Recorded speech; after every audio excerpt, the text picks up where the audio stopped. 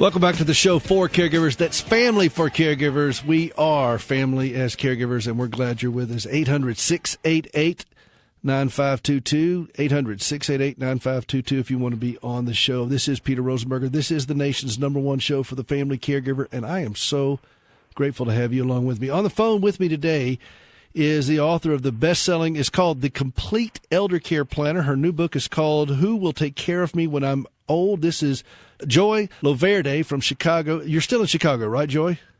I am, and I'll never leave. Well, she lists on her bio that she is a Cubs fan, and you know that yeah. There's a special kind of people that put that on their bio, their public bio, that they're Cubs fans. Oh yeah. So Joy, I'm grateful to have you here. And for those you don't know Joy, she's a leading consultant in the senior industry, trusted advisor in aging elder care issues. She has written several books and been on the lengthy history of media stuff. She's just an amazing authority on this. So, Joy, I'm so glad you're here. Thank you for joining us. Thank you so much for inviting me.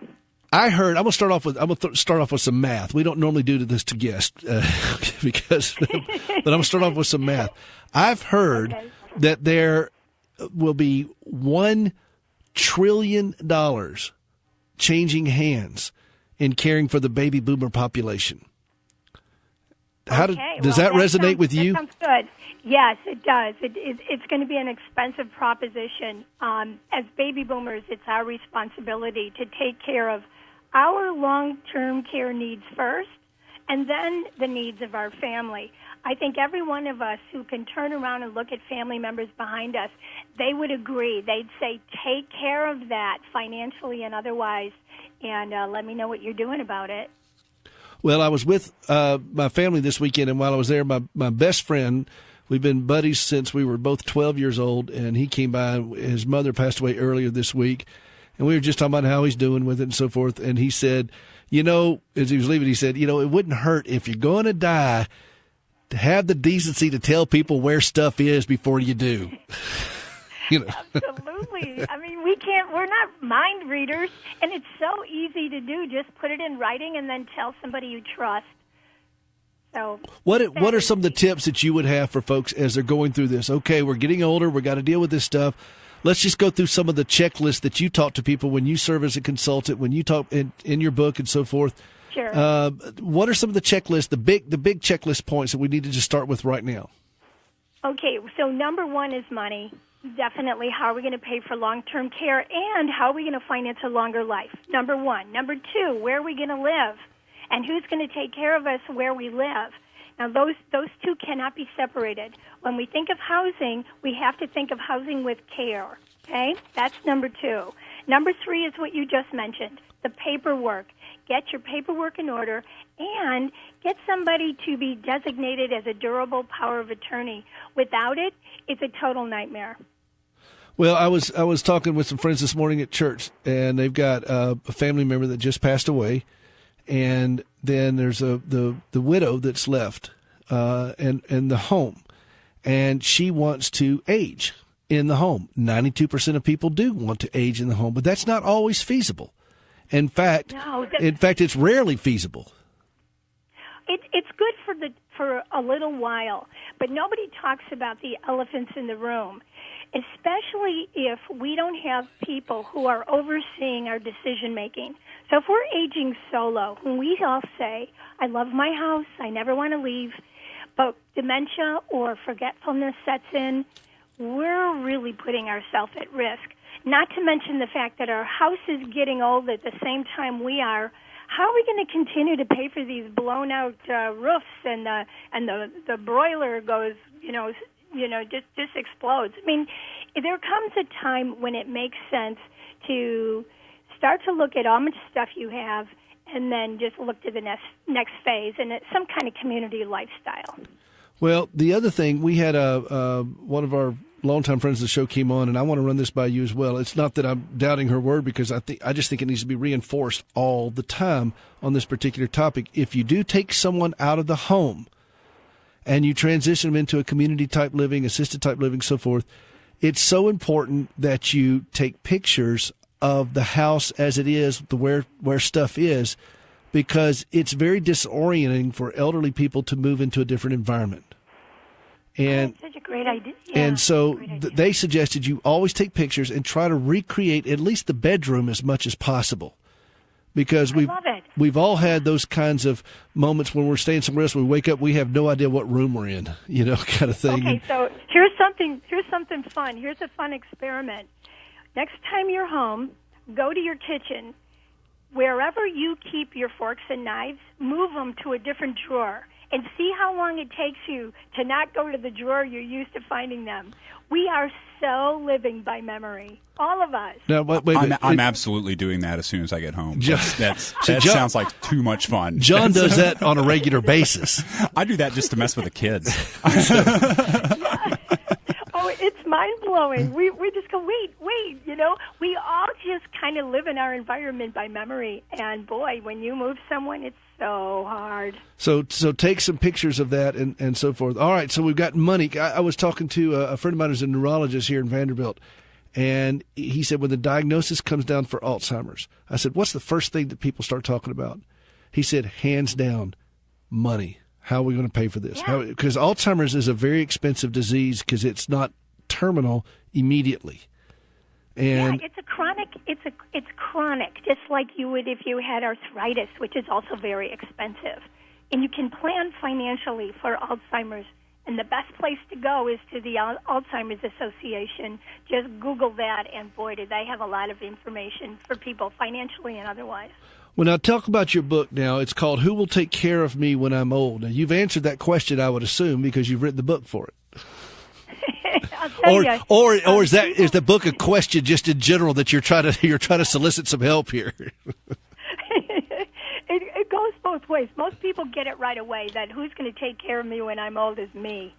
And it takes a lot of planning, and so that's really the whole book is broken down into sections to help you not only plan for getting old, but also the mindset that we cop as we get older. I say all the time, 60 is not the new 30. 60.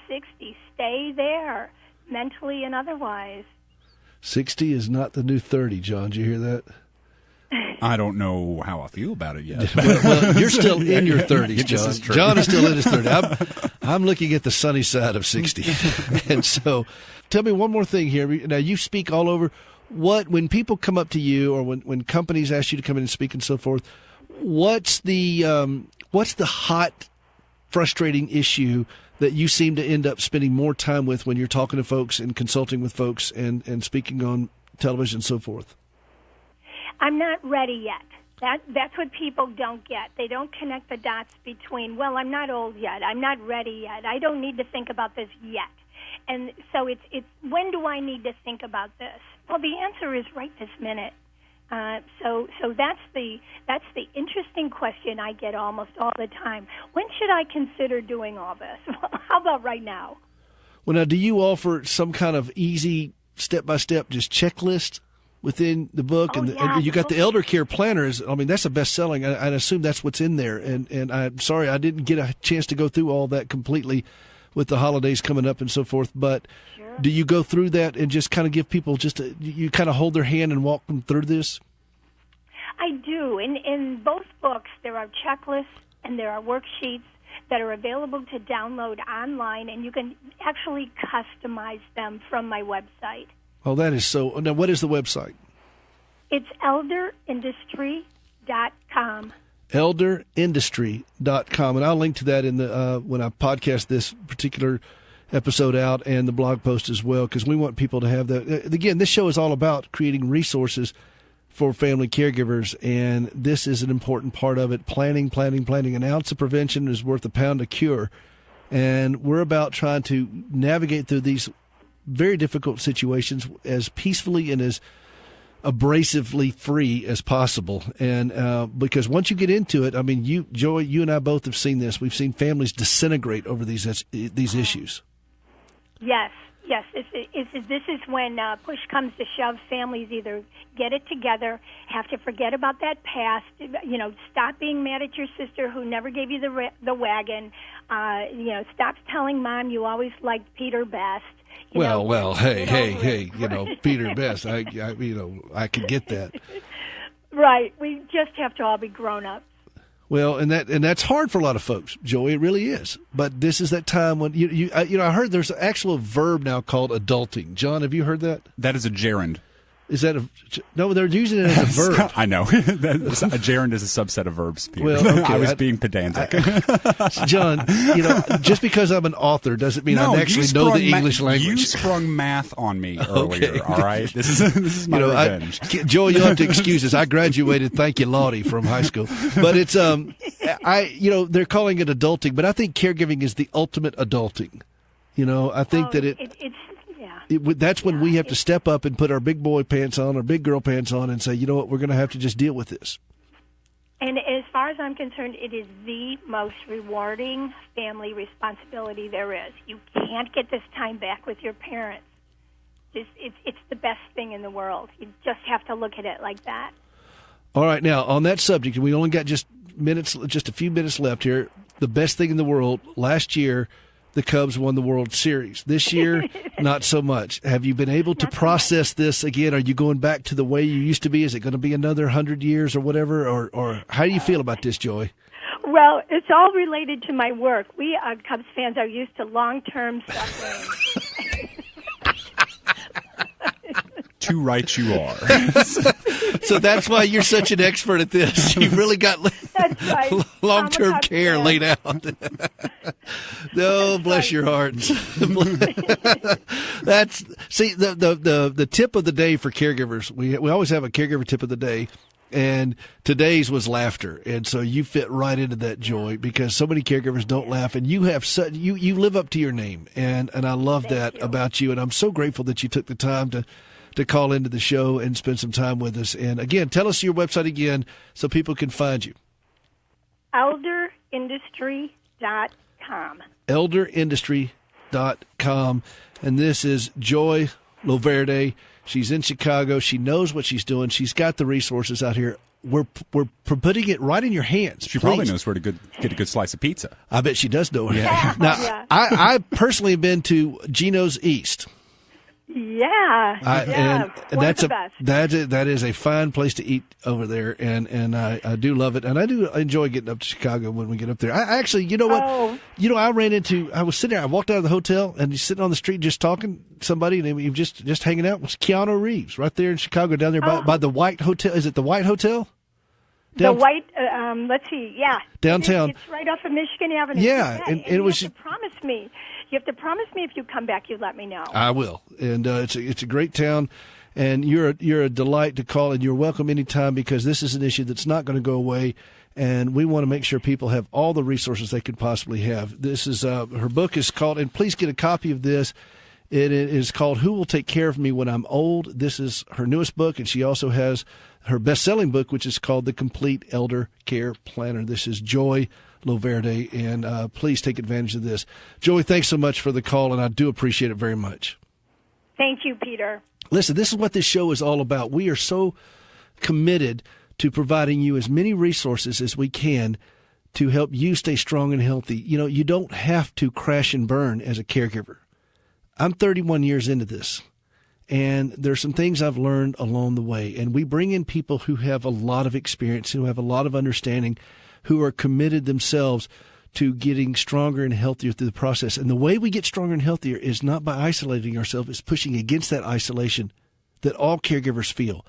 And we will engage each other as a community. That's why there's a radio show for caregivers. That's why it's called Hope for the Caregivers. The valley of the shadow of death could be a very long valley, and it could be torturous at times.